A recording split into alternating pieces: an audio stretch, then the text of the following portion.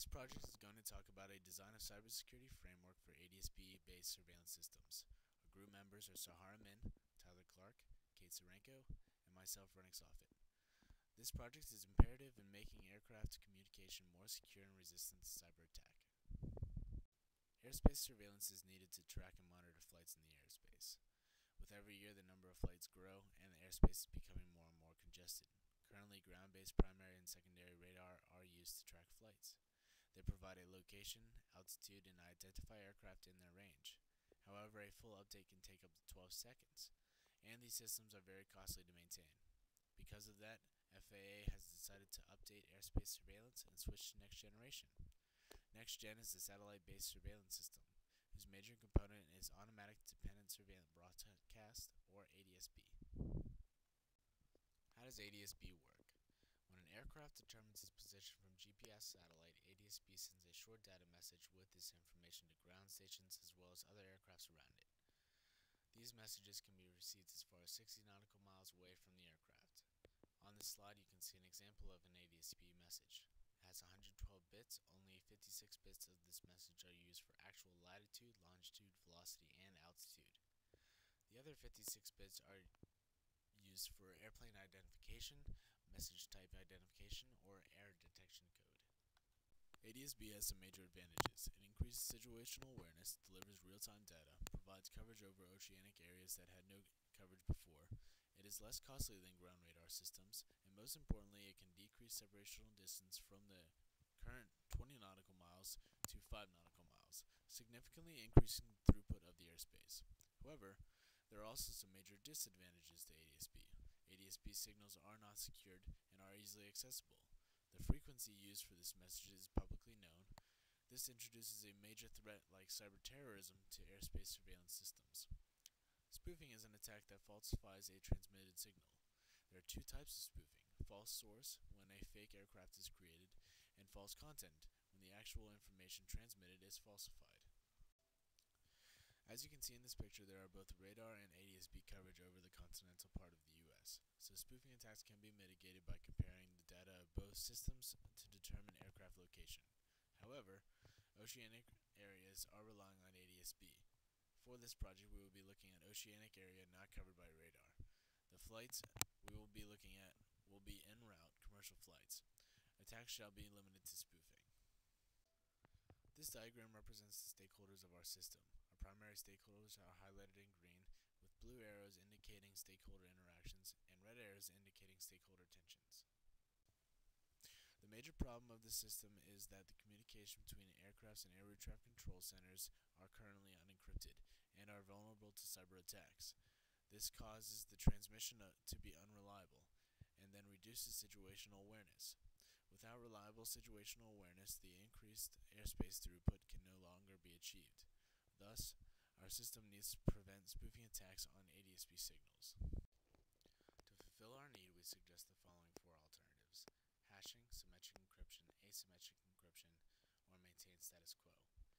Hashing alternatives will attach a short hash or digital signature at the end of the message. This hash is derived by a specific algorithm. The receiver, ARTCC, or another aircraft will run the same algorithm on message content, and the hash they derive matches the received hash. The message will be considered authentic and reliable. Encryption is converting plain text into code, or cipher text. Symmetric encryption uses one and the same key to both encrypt and decrypt signals. However, before this can be accomplished, both entities have to exchange the key, which can cause security issues. Asymmetric encryption, on the other hand, uses two keys, both public and private, to encrypt a message, and it does not require key exchange. The goal of our experiment is to show how securing ADSB signals can increase airspace throughput and maintain the current safety levels under diverse conditions. We're going to evaluate our alternatives on four attributes: signal security, feasibility of implementation, additional time spent in flight, and collision risk. The weight for each attribute was determined by subject matter experts. We will start by looking at signal security. Signal security was determined from research and comparative security. We have found that hashing has a 50% reliability rating. Based on that, we assigned 85% reliability rating to symmetric encryption and 99% reliability rating to asymmetric encryption. Symmetric encryption score was decreased due to security issues that arise from implementing key exchange, and asymmetric encryption score was reduced by 1% based on the fact that messages can still be detected as an attack due to noise and message errors. Next, we will be looking at the feasibility of all alternatives. The feasibility will be determined based on the execution time, availability of technology, and if additional requirements can be satisfied. Because ADSB messages are so small, the execution time, the time it takes to create a hash, or encrypt or decrypt a message, is negligible. All the technologies are also available and have been used frequently.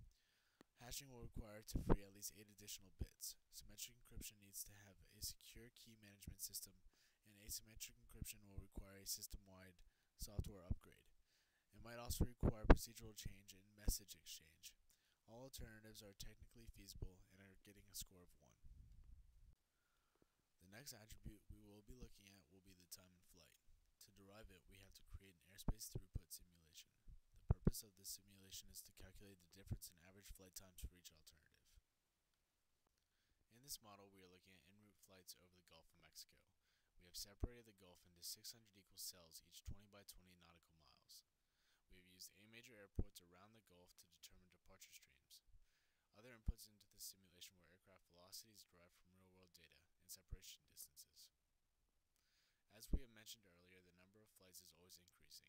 We have found from the Bureau of Transportation Statistics that the number of flights is expected to grow by 32% by 2032. In order for us to see how the system will react with the increased number of flights, we have also created data with proportional 32% increase that has helped us to determine the future implications of implementing this system.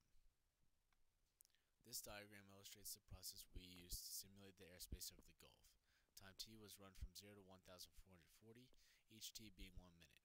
Thus, we simulated the flight for the entire day. At each minute, random planes were generated and entered the airspace. Next, we decided on the best next cell by calculating the dot product. Then we ran a capacity resolution loop that made sure that the number of planes in a cell does not go over the allowable limit. And if it did, the flight was rerouted to the next best cell. If it didn't, it continued on. These graphics illustrated the usage of all cells. There were 938 to 1,332 flights generated per day. The cells that are in blue were never used. Green cells had little usage, less than 100 planes per day, and yellow cells had moderate usage with 300 planes per day, and red were the most heavily traveled cells with more than 300 planes per day. Based on these results, we found the busiest clusters of cells. Cluster 1 in front of 3 major Florida airports, and Cluster 2 in front of 2 Houston airports. Next, we strategically attacked these cells, making them unavailable for travel. We can see that with hashing alternative, the usage of cells around the attacked clusters has risen. As we can see from this graph and this table, the average flight time for all routes is significantly larger for hashing than encryption alternatives or maintaining status quo. Lastly, we will be evaluating collision risk. Collision risk will be evaluated only in the attacked cells. We assume collision risk is 0 in the cells that are not attacked. For this model, we will be looking at the distance between 2 aircrafts and if it is significantly small. And we have set that at smaller than 102 feet for the length of the Boeing 737, we register a collision.